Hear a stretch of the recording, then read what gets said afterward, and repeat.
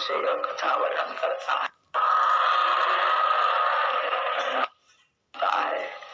श्री कृष्ण चरण में अनन्य भक्ति प्राप्त हो। स्वस्ति श्री पद्म पुराणे उत्तरखंडे श्रीमद्भागवत महात्म्ये श्रवण विधि कथनम नाम षष्ठोऽध्याय। श्री वृंदावन विहारी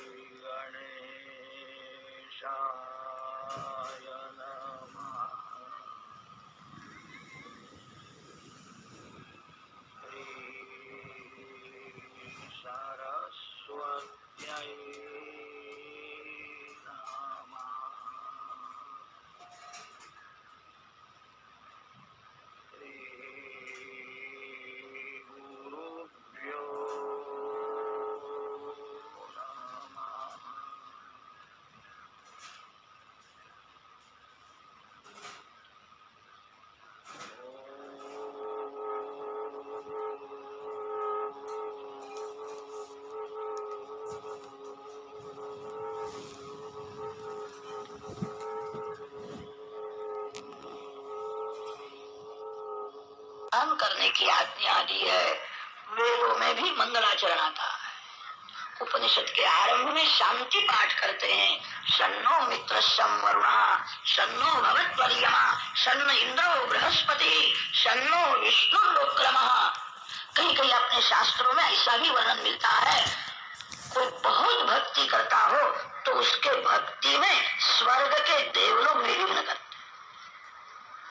पाप भी विघ्न करता है, ऐसा नहीं है। कभी कभी देव भी विघ्न करते हैं। देवों को ऐसा विचार आता है ये बहुत भक्ति करेगा तो हमसे भी बड़ा हो जाएगा, हमसे श्रेष्ठ होगा, इसलिए देवलोग भी कभी कभी भक्ति में विघ्न करते। इसीलिए शांति पाठ किया जाता है। सभी देवों को मैं वंदन करता हूँ, मेरे ज्ञान में भक्ति में विघ्न न करे, विक्षेप न हो, मेरा ज्ञान कायम स्थिर रहे। मैं सभी को वंदन करता हूँ, सभी को मैं मान देता हूँ। मंगलाचरण करने की आज्ञा है। कथा के आरंभ में व्यास महर्षि का मंगलाचरण हुआ है। दूसरे श्लोक में भागवत की थोड़ी प्रस्तावना की है। धर्म प्रोज्झित कैतवोत्र परमो निर्मत्सराणां सतां वेद्यं वास्तवमत्र वस्तु शिवदम् तापत्रयोन्मूलनम् श्रीमद्भागवते महामुनिकृते किं वा परैः। मैं बोलते मैं ईश्वर को नहीं मानता, ईश्वर कहाँ है? सभी जीवों को भगवान प्रकाश देते हैं, सभी जीवों को भगवान अन्न जल देते हैं। पृथ्वी के पति परमात्मा नारायण है।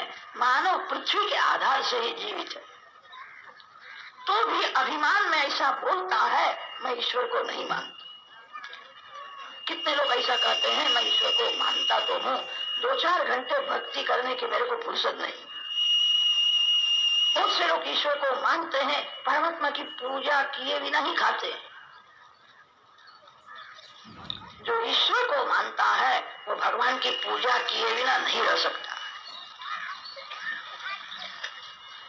भगवान नास्तिक को भी सुख देते। आप सब वैष्णव हो, आप सब प्रभु के प्यारे हो, आपको सुख मिलेगा। जो भगवान को नहीं मानता उसको भी भगवान सुख देते। आपको क्यों नहीं मिलेगा? आपको सुख मिलेगा।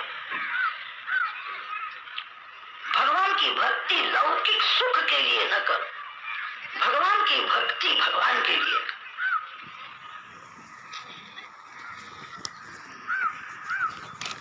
भगवान के पास मांगने से भगवान को अच्छा नहीं लगता। ये मेरे को कंजूस समझता है क्या?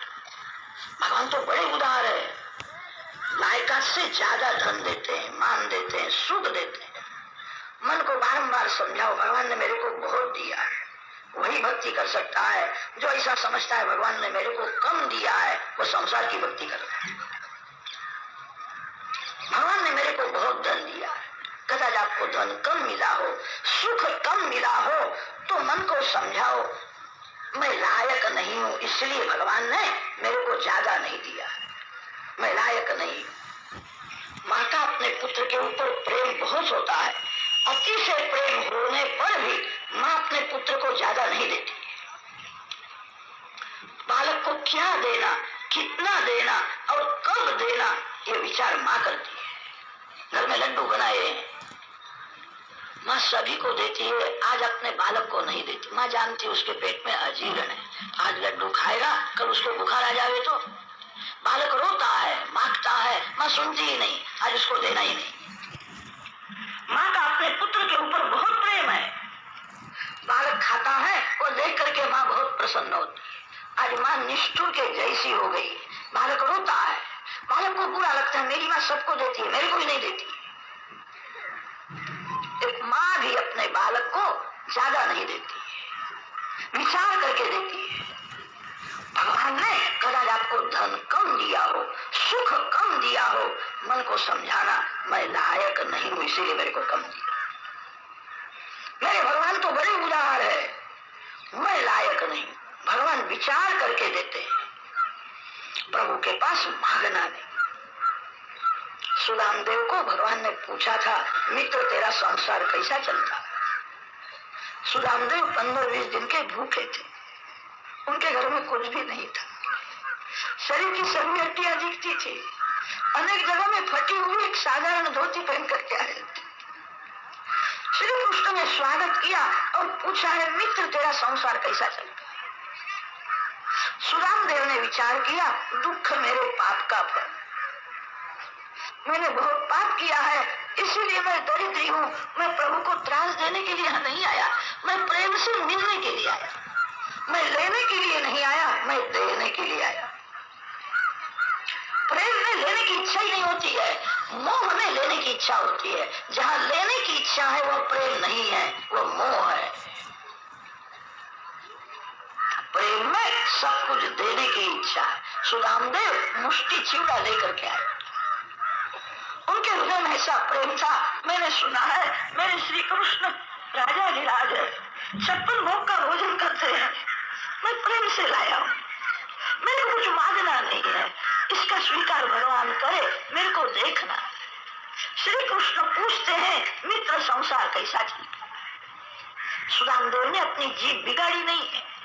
सुदामदेव ने विचार किया, मैंने जब पाप किया तब मैं हंसता था, अब पाप की सजा हो रही है, रोने की क्या जरूरत है, सहन करना। जीव हंसता हंसता पाप करता है और पाप की सजा होती है तब रोता है। मैं प्रभु को त्रास देने के लिए नहीं आया। सुदामदेव ने विचार किया, मेरा कन्हैया अति कोमल है, उसका हृदय माखन से भी कोमल है, मेरे को देख करके रोने लगा। इतना बड़ा राजा हुआ है, उसका स्वभाव बालक के जैसा ही है। सुदामदेव को देख करके श्री कृष्ण रोने लगे, मेरा मित्र है, इसकी ये दशा हुई है, कितना दुख सहन करता है, मेरी भूल हो गई, उसके घर में जाकर के उसको देना चाहिए, मैं भूल गया हूँ, मेरी भूल है। वो किसी के घर में नहीं जाता है, उसने कभी दान नहीं लिया है, उसने अपने ज्ञान का उपयोग पैसे के लिए नहीं किया। बड़े ज्ञानी थे, ज्ञान का फल पैसा नहीं है, पैसा तो मूर्ख को भी मिलता है। बड़े ज्ञानी सुदामदेव ने अपने ज्ञान का उपयोग कभी पैसे के लिए नहीं किया। मेरा कन्हैया अति कोमल है, मेरे को देख करके रोने लगा, उसको बहुत दुख हुआ। मैं अपने दुख की कथा करूं तो उसको दुख होगा। मैं प्रभु को त्रास देने के लिए नहीं आया। भक्ति का अर्थ यह नहीं होता है अपना स्वार्थ सिद्ध करने के लिए, अपने सुख के लिए भगवान को दुख देना, यह भक्ति है। प्रभु को त्रास देने के लिए मैं यहाँ नहीं आया, मैं प्रेम से दर्शन करने के लिए आया, मैं प्रभु को अर्पण करने के लिए आया हूँ। सुदामदेव मांगते नहीं, सुदामदेव मांगते तो जो मांगते उतना ही भगवान देने वाले। सुदामदेव ने कुछ मांगा नहीं, सुदामदेव ने अपना सर्वस्व अर्पण किया। लौकिक दृष्टि से विचार करो तो मुष्टि चिवड़ा है, सुदामा का सर्वस्व है। उसके घर में दूसरा कुछ भी नहीं था, घर में जो कुछ था वो सब लेकर के वो आया था। सुदाम देव ने अपना सर्वस्व भगवान को दिया। श्री कृष्ण सुदाम देव को अपना सर्वस्व दे देते। भगवान की भक्ति जो भगवान के लिए करता है, भगवान उसके साथ में ही रहते। भगवान जिसके साथ में रहते हैं उसको कैसा आनंद मिलता हो। लक्ष्मी हाथ में होए तो मानव अपने को सुखी समझता है। लक्ष्मी पति जिसके हाथ में है उसको कैसा आनंद मिलता होगा। भगवान की भक्ति भोग के लिए न करो, आपको भगवान सुख देंगे। भगवान अति उदार है, भगवान तो नास्तिक को भी सुख देते, आपको क्यों नहीं देंगे।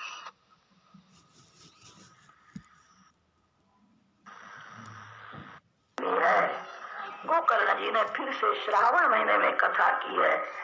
सभी एकाग्र चित्त से कथा सुनते हैं। वक्ता श्रोता जब मन से एक हो जाते हैं तब ज्ञान भक्ति प्रकट होती है। भक्ति महारानी ज्ञान वैराग्य दोनों बालकों के साथ प्रकट होती है। भगवान नारायण के नाम का कीर्तन करती हुई प्रकट हुई है।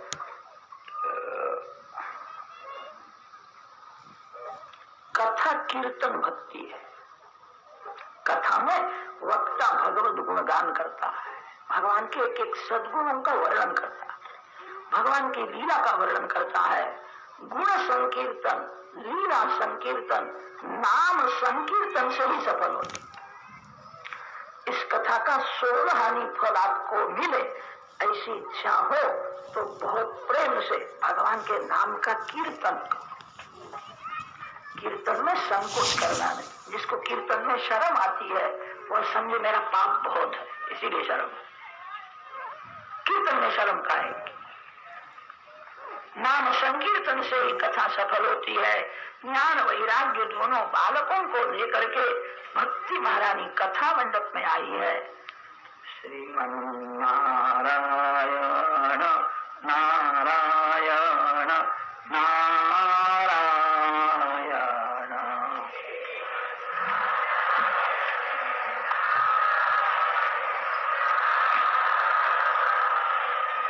श्रीमन